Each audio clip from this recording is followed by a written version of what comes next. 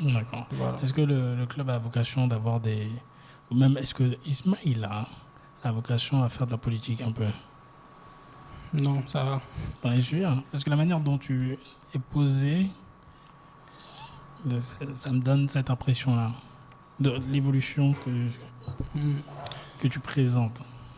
Non, la politique, la politique fait pas partie de mes ambitions. Non.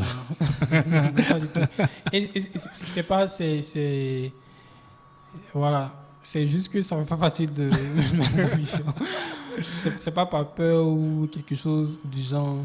Non, ok. Non, y a pas de souci. Simplement. D'ici 5 ans, qu'est-ce que tu vois pour Ismail là?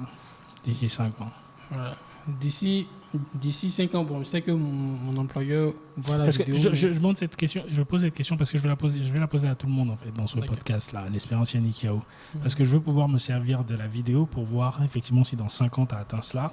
Et si tu as atteint cela, je dirais que j'ai participé à ça puisque on a enregistré ça.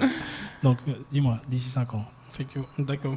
Donc, d'ici 5 ans pour mon entreprise, comme je le disais tout à l'heure, mon employeur va sûrement regarder la vidéo, tout ça. Mais c'est déjà savoir que d'ici 5 ans, je suis à plein temps, quoi. Voilà. D'ici 5 ans, je suis à plein temps dans mon business Mayacom. Voilà. D'accord. Ça, c'est Et déjà... ton employeur, non, les meilleurs patrons, Mhm. ce sont... Au-delà de l'imaginaire, on pense que ce sont des gars qui sont près de leurs sous. Ce sont des gars qui sont intelligents. Effectivement. Les meilleurs patrons sont les gars qui sont intelligents parce qu'ils savent que s'ils arrivent à t'aider à te développer, Mhm. ils savent qu'il y a la concurrence, ils savent que potentiellement tu peux partir dans tous les cas. Mhm. Néanmoins, ils ont conscience que s'ils peuvent faire appel à toi prochainement, parce que tu as ton business et tout, ça tourne bien, si vous êtes partis en bon rapport, vous pouvez toujours faire du business ensemble. Mhm. Tu vois, vous faites du business. Là, tu échanges tes connaissances, ton temps contre un salaire. Mhm. Ok. Prochainement, si dans 5 ans tu as atteint ce que tu as atteint, ouais, tu seras comme un consultant pour lui ou une autre entreprise avec qui fait du business. Donc, s'il regarde, n'importe quel patron devrait. Après, c'est dans le monde idéal. N'importe quel patron devrait pousser ses employés à être les meilleurs d'eux-mêmes. Parce que ça aiderait leur boîte à gonfler aussi. Mais bon. Effectivement. Non, et pour faire une petite parenthèse dessus, également, lui, c'est sa logique, justement. Et ça part même du fait que le groupe qu'il a créé, Ouais. au début, était une association. D'accord. Voilà, donc c'est de l'association qu'est née l'entreprise.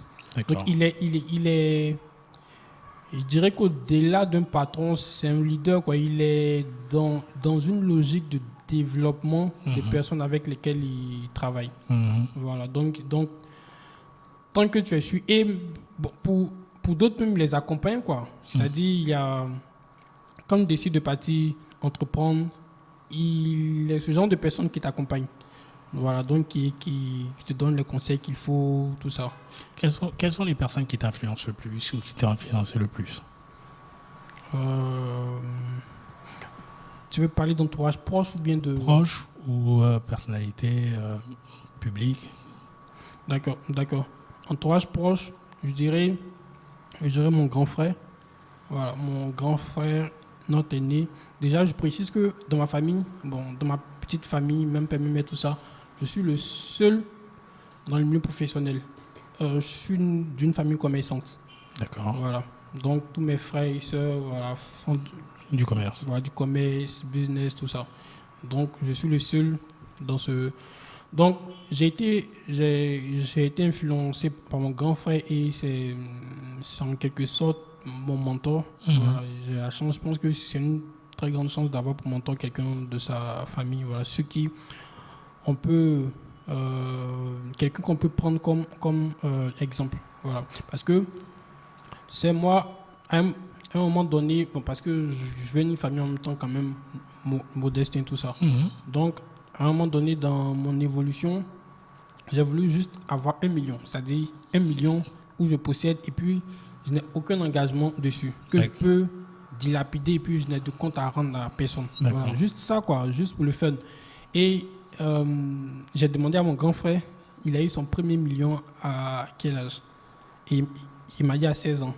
D'accord. J'étais un peu impressionné, tout ça. Mais il m'a expliqué que c'est parce qu'il n'avait pas le choix. Voilà, il n'avait pas le choix. Il devait le faire parce que, tu vois, dans le temps, les gens n'aimaient pas partir au black. Parce que c'était un peu dangereux.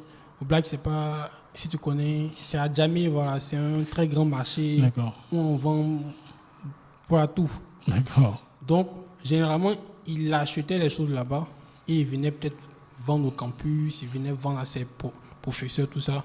Donc, c'est dans le commerce qu'il s'est fait son premier million. D'accord. Donc, déjà, depuis l'école, il a compris que, voilà quoi, le commerce, ça peut marcher, tout ça. Raison pour laquelle il n'a jamais accepté les offres, quoi.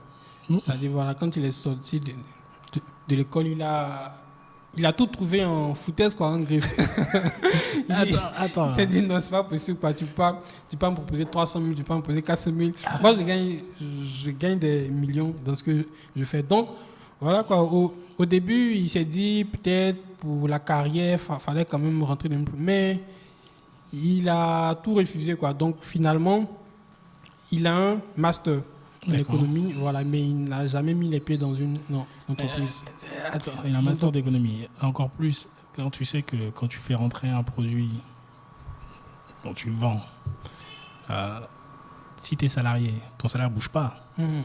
Si tu es le patron, plus ça vend, plus ça rentre. Effectivement. Donc, les calculs, ils sont vite faits. Donc, je le comprends, ton grand frère.